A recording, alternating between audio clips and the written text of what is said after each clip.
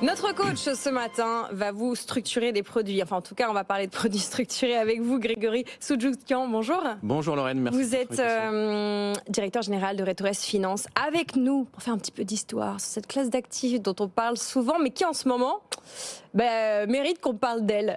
Alors, je vais vous poser une question très simple. Depuis le début de votre carrière, comment ont évolué les produits structurés? Voilà, les produits structurés existent depuis des années. Depuis les années 80, ils ont été longtemps dans des volumes marginaux, pas très importants. Et puis, ça s'est démocratisé, réglementé. La réglementation a apporté beaucoup de clarification aussi pour aujourd'hui représenter un volume d'activité, un volume de transactions assez intéressantes qui nécessairement se retrouvent aujourd'hui dans les portefeuilles de nos clients.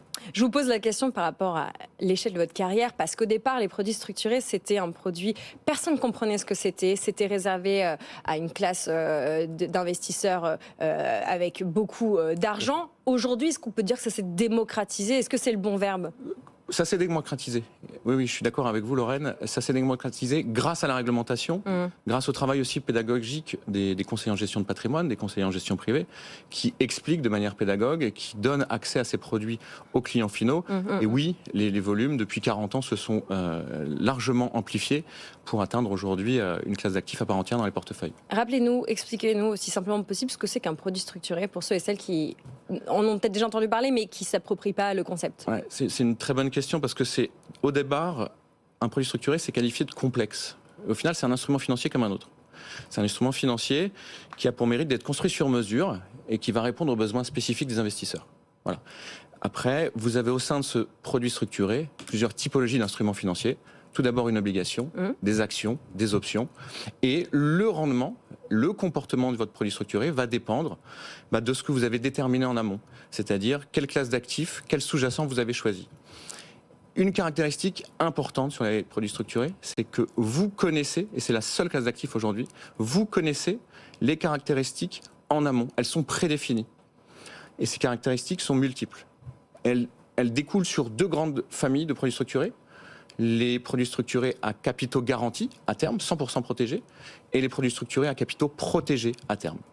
Entre garantie et protégé, on a un peu l'illusion qu'on est sur des produits assez safe, qu'on peut comparer à d'autres actifs. Quand on vend des produits structurés, on les vend avec quoi d'autre autour?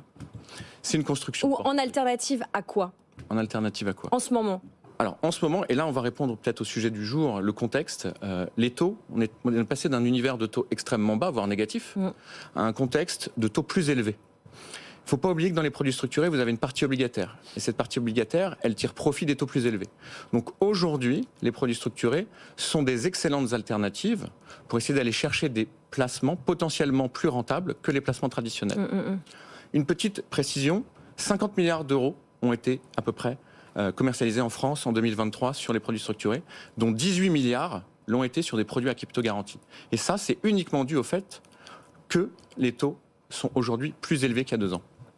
18 milliards sur les fonds à capitaux garantis, ça dit effectivement, ça illustre évidemment les préoccupations des investisseurs. Vous nous rappelez, comment dire, les avantages des produits structurés en nous les mettant dans le contexte actuel? Oui. Les produits structurés, ils vous donnent une visibilité, ils vous donnent une diversification et une personnalisation. Quel est aujourd'hui le client qui ne veut pas avoir une participation à la hausse des marchés sans prendre de risques? Les produits structurés peuvent répondre à cette thématique. Aujourd'hui, vous pouvez être protégé. Vous pouvez être protégé votre capital à 100%, à 30%, à 40%, à 50%. Vous mettez les bornes là où vous le souhaitez. C'est un outil de diversification et de personnalisation qui, pour nous, a énormément de sens. Donc ça, pour moi, aujourd'hui, c'est ce travail-là en amont de prédéfinir ensemble le profil de risque des clients qui nous permet ensuite de pouvoir l'infuser dans les portefeuilles de nos clients.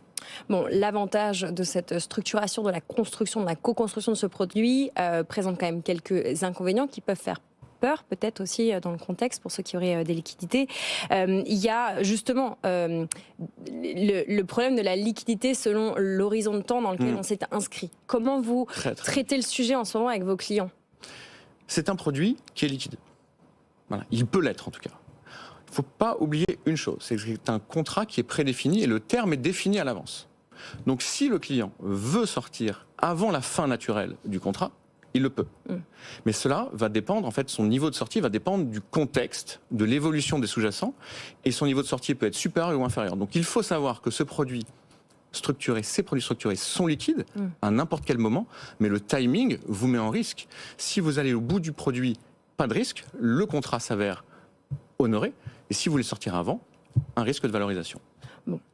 En ce moment, est-ce que vous pouvez nous décrire les clients types ou le profil type d'investisseurs qui se tournent ou se retournent vers ce genre de produit? Oui, on peut tenter de définir. Je vous citais un exemple très simple. Je me souviens, fin 2022, les marchés avaient monté. On anticipait une baisse des taux et beaucoup de nos clients disaient « Et si les marchés continuent à augmenter, mais je voudrais me prendre aucun risque sur cette participation, sur cette thématique ». Donc les clients ont pu être incentivés, participer à la hausse des marchés, sans prendre de risque en capital. D'autres, en fonction de leurs objectifs, veulent des revenus récurrents en fonction de l'évolution d'une action. Ils vous disent, je veux 8% par an distribué, ça sera un complément de revenus. Ça, c'est important. C'est des produits qui peuvent être complètement sur mesure et calibrés en fonction des appétences au risque et des objectifs des clients. On a pas mal d'auditeurs et d'auditrices qui nous écrivent en ce moment pour évidemment repenser leur allocation dans le contexte avec le manque de visibilité dans lequel nous sommes. Est-ce qu'aujourd'hui, on peut on peut placer des produits structurés dans son assurance vie facilement? Excellente question. Et oui, on peut. Il faut quand même baliser le terrain. Déjà baliser le terrain de votre contrat d'assurance vie. Est-ce que la typologie de votre contrat l'autorise? Assurez-vous, et c'est généralement le cas aujourd'hui, que votre contrat est multi-support. Assurez-vous aussi que l'assureur ne vous contraint pas à un univers d'investissement trop contraint, trop restreint, ce qui serait très pénalisant. Et après, assurez-vous que l'assureur accepte le produit que vous voulez. Et une fois que vous avez fait ça, vous avez les deux côtés. Vous avez le côté favorable de l'assurance vie, successorale et fiscale, et le côté du produit structuré, qui capitalise dans votre contrat sans fiscalité. Ça, c'est une différence de capitalisation à terme importante. Un mot pour finir quand même, Grégory, sur les frais. Produits structurés résonnent quand même dans la tête de beaucoup d'entre nous avec frais élevés. Christian Fontaine du Revenu serait très content que je pose cette question. L'évolution des frais aussi depuis la naissance de cette classe d'actifs. Et aujourd'hui, quel est le pourcentage de frais qu'on peut tolérer? Alors cette question évidemment posée à vous est particulière, mais voilà, comment on peut rassurer et dire que voilà, ça coûte de l'argent, mais est-ce que c'est moins cher qu'avant? Alors c'est moins cher qu'avant, il y a une réglementation. Cette réglementation, depuis 2014, a été très favorable à la transparence des frais, justement. Vous avez une future réglementation qui va arriver, qui s'appelle Value for Money, qui va plafonner les frais des distributeurs. Et ça, on le voit d'un très très bon œil. Parce que, évidemment, il faut être vigilant sur ces niveaux de frais. Ensuite, il faut aussi comprendre la quantité de travail que cela nécessite de mettre en place des produits structurés dans les portefeuilles des clients.